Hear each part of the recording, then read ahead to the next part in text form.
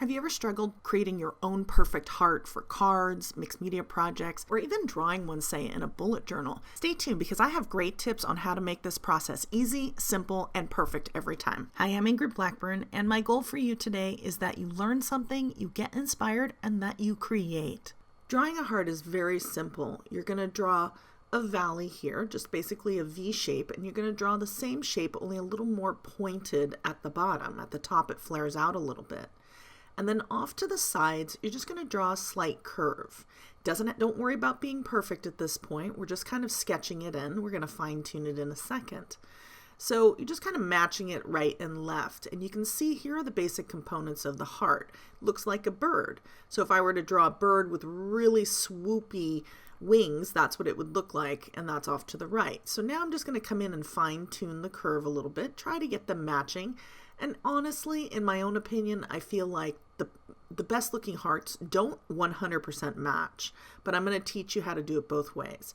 You can see here just connecting the curve to the bottom V and then coming back in and connecting the entire piece. And it's truly as simple as that, but I have a few more tips on how to actually perfect this for whatever project it is that you are working on.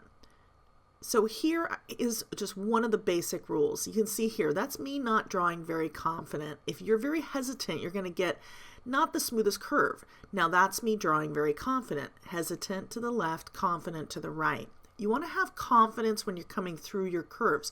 If you need to stop like that and then come through in a more confident stroke, do that. You can connect the lines. They don't have to do everything in one motion. Now you see here, I was very hesitant there. So I'm going to fix it. I'm going to come right back and I'm going to do it a second time in a more confident move so that I get a more confident outline as I connect all of my lines. But wait, did you see that? Here it is again, not confident.